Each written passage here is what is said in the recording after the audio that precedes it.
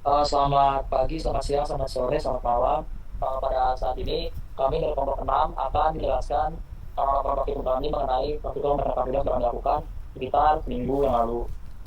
Eh, di presentasi ini kami akan menjelaskan hasil analisis dan juga tujuan-tujuan dari setiap praktikum yang kami lakukan. Bisa di next. Modul yang pertama, tumbukan akibat pancaran fluida. Jadi tujuan dari praktikum ini sendiri adalah yang pertama, untuk mempelajari perilaku tumbukan pancaran fluida pada suatu permukaan piringan yang dapat menghasilkan energi mekanis. Yang kedua, mengukur dan menghitung misalnya gaya yang diperoleh dari macam piringan, yaitu kalau plat datar dan juga plat cekung. Yang ketiga, menentukan misalnya efisiensi masing-masing piringan. Dan yang keempat, mempelajari hubungan antara serat debit yang keluar dan yang didapat dari hasil perhitungan.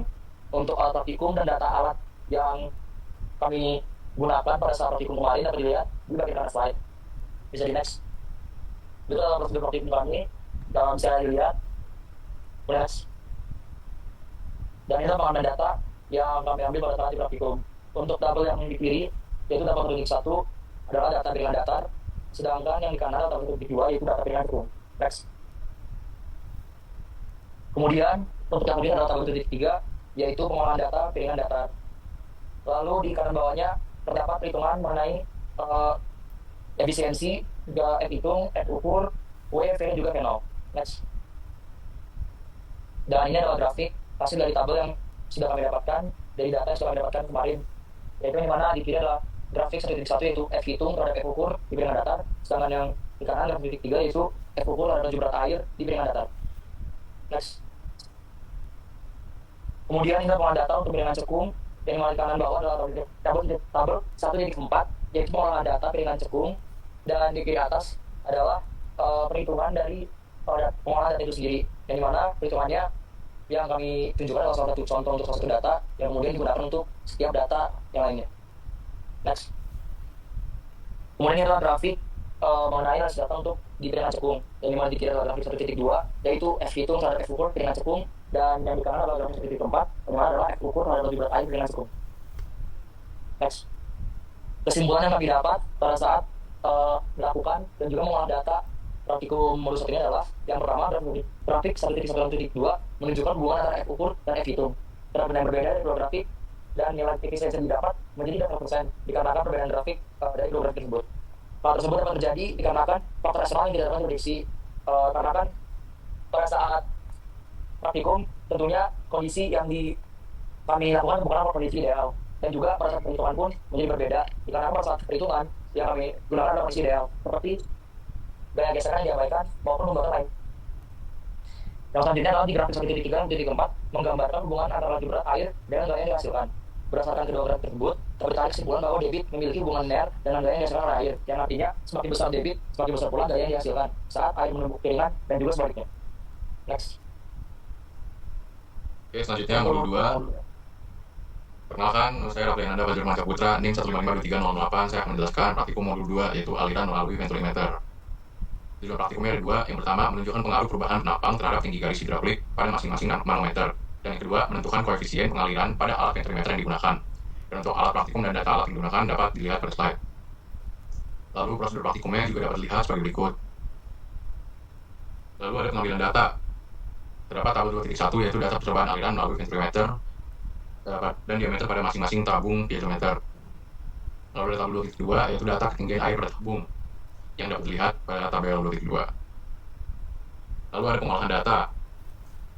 Yang pertama ada contoh perhitungan debit untuk percobaan 1 yang dicari yaitu Q. Dan dapat dilihat perhitungannya sebagai berikut. Dan di kanan bawah terdapat contoh perhitungan untuk koefisien pengaliran untuk percobaan 1 yaitu C. Dan dapat dilihat nilai C yang didapat. Lalu dilihat tabel rata-rata koefisien pengaliran setelah dicari rumus-rumus yang tadi. Dan dapat dilihat juga grafik tinggi bacaan hidrometer untuk masing-masing percobaan 1, 2, 3, dan 4. Lalu juga ada grafik perbandingan Q dibanding C. Lalu ada analisis data dari hasil praktikum venturimeter. Grafik 2.1 menunjukkan tinggi air pada piezometer dibanding debit. Dapat dilihat polanya itu menurun dari A sampai D dan meningkat dari E sampai L. Dan dipengaruhi diameter venturimeter, gesekan, turbulensi. Di mana jika debit naik, maka tekanan juga naik. Dan pada grafik 2.2 yaitu perbandingan debit dibanding koefisien pengaliran atau C, dapat dilihat polanya yaitu hubungan linear, di mana rata-rata C sama dengan 0,26. Dan ketidakkonstanan adalah akibat kesalahan pengukuran, kebocoran atau gesekan, dan kondisi yang tidak ideal. Lalu kesimpulan praktikum modul ini adalah venturimeter efektif mengukur debit aliran menggunakan prinsip Bernoulli dan kontinuitas. ketinggian air pada piezometer sesuai dengan diameter ventrimeter, di mana diameter besar menghasilkan tekanan lebih tinggi dan diameter kecil meningkatkan kecepatan fluida.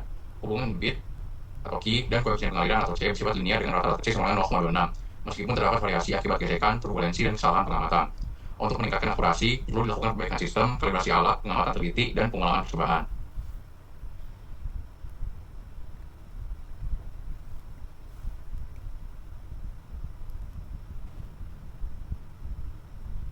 Modul 3. Oke, pada modul 3 kita akan pelajari mengenai aliran melalui device. Next. Pada modul 3 ini terdapat beberapa tujuan percobaan dan alat percobaan. Yaitu tujuan pertama itu mengukur dan menghitung besarnya reduksi aliran yang terjadi yang dilakukan dengan koefisien aliran itu CD. Kedua, mengukur dan menghitung koefisien kontraksi itu C dan koefisien kecepatan itu CU. Ketiga, menentukan hubungan antara debit dengan buka air device itu H0. Yang mana alat percobaan dapat dilihat pada sebelah kanan slide. Next. Nah, prosedur percobaannya juga sebagai berikut, terdapat beberapa prosedur dan juga dapat dilihat pada slide. Next. Nah, pada percobaan yang kita lakukan, terdapat beberapa data yang didapat, yaitu seperti waktu, masa beban, H0, HC, X1, X2, dan data X.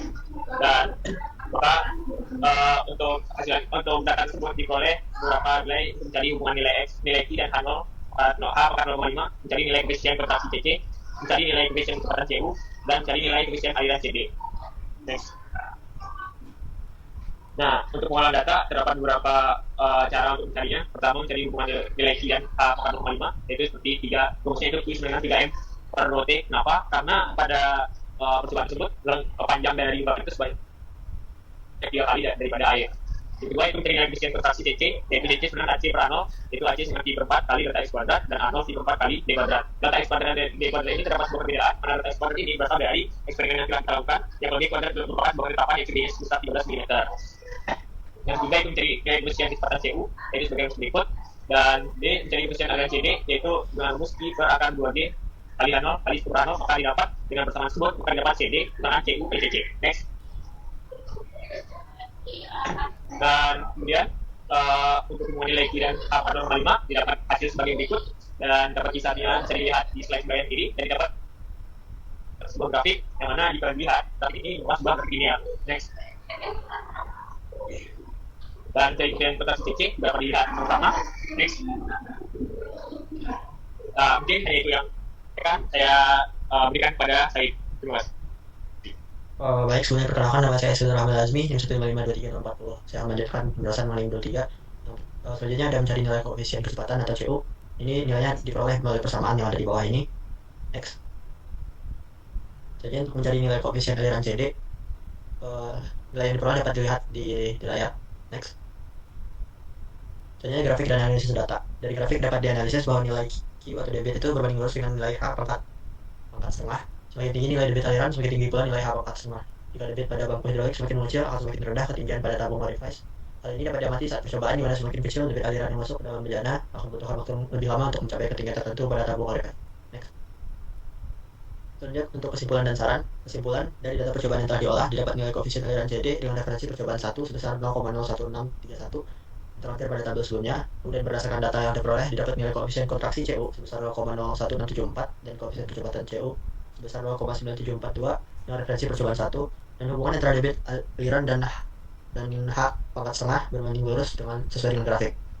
Kemudian untuk sarannya, sebelum praktikum lebih baik melakukan pengecekan terhadap alat terlebih dahulu, dan apabila ada kerusakan diperbaiki agar data yang diperoleh dan praktikum lebih akurat. Selanjutnya pengambilan data T, DC, HC, HO harus dilakukan dengan lebih teliti untuk menghindari kesalahan pada data yang diperoleh. Next. Baik, sebelumnya perkenalkan saya Kartian Rimal Munawi dengan NIM 155233058. Selanjutnya modul 4 yaitu tentang kestabilan benda terapung. Tujuan dari praktikum ini adalah yang pertama mengetahui prinsip-prinsip stabilitas benda terapung, kedua menentukan stabilitas suatu benda terapung, ketiga membandingkan hasil analitis stabilitas benda terapung dengan hasil percobaan. Alat dan data praktikum dapat dilihat pada bagian kanan layar. Berikut prosedur praktikum yang juga dapat dilihat pada slide. Berikut adalah data percobaan kestabilan benda terapung yang diambil saat praktikum. Terdapat data simpangan air negatif dan simpangan air positif. Boleh next. Pengolahan data pertama, kami melakukan perhitungan untuk momen inersia. Karena ponton berbentuk persegi, maka digunakan rumus inersia I sama dengan L di pangkat 3 per 12. Dengan memasukkan data yang ada, diperoleh nilai momen inersia sebesar 0,0024 meter per 4. Boleh next. Yang kedua, menghitung volume tercelup. Untuk menghitung volume tercelup, benda digunakan hubungan antara massa dan massa jenis, sehingga diperoleh rumus V sama dengan massa per massa jenis. Dengan memasukkan data yang ada, diperoleh nilai volume tercelup sebesar 0,0026 meter kubik. Boleh next. Yang ketiga, menghitung BM. Untuk menghitung BM digunakan rumus BM sama dengan mol inersia dibagi V tercelup. Diperoleh hasilnya 0,09231 meter kubik. Yang keempat, menghitung kedalaman tenggelamnya ponton. Untuk menghitung kedalaman tenggelamnya ponton digunakan rumus stroke, yaitu H sama dengan V tercelup per LB, menghasilkan nilai sebesar 0,0361 meter. Yang kelima, menghitung titik pusat apung atau CB. Titik pusat apung adalah setengah dari kedalaman tenggelamnya ponton, sehingga dapat diperoleh dengan rumus H dibagi 2 yang menghasilkan nilai sebesar 0,01805 meter. Boleh next.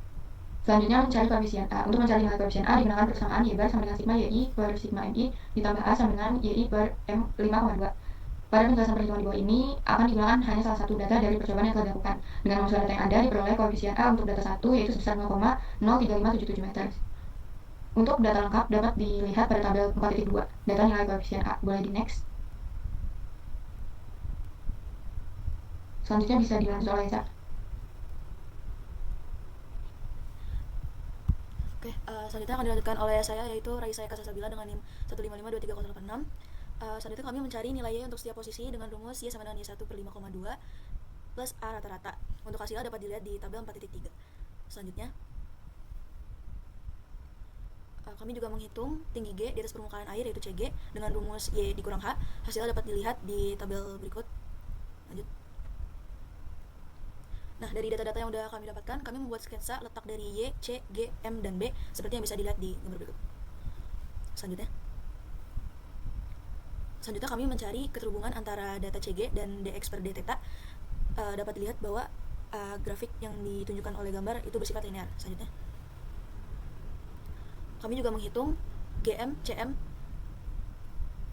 dan CG rata-rata dari rumus-rumus yang telah dihitung. Sebagai hasilnya ada di slide berikut. Selanjutnya, nah ini untuk hasil perhitungan nilai CM rata-ratanya. Selanjutnya, jadi berdasarkan grafik yang udah dilihat tadi, dapat dilihat bahwa garis yang dihasilkan antara perbandingan CG dan DX per D theta itu bersifat linear dengan persamaan garis lurus, yaitu Y sama dengan min 14,47X plus 0,1707. Nah, hubungan antara CG dan DX per D theta itu juga dapat dilihat melalui persamaan CM sama dengan GM plus CG, lalu GM itu dapat dipecah lagi menjadi omega per W dikali DX per D theta. Bisa dilihat bahwa nilai CG berbanding terbalik dengan DX per D theta. Semakin besar nilai dan DX per D theta, maka nilai CG akan semakin kecil. Namun, jika dilihat kembali pada grafiknya itu nggak benar-benar lurus. Hal ini diakibatkan adanya kesalahan dalam pengambilan data, seperti adanya gaya yang tidak diperhitungkan, adanya kesalahan manusia dalam melakukan percobaan, ataupun adanya kesalahan pada alat yang digunakan.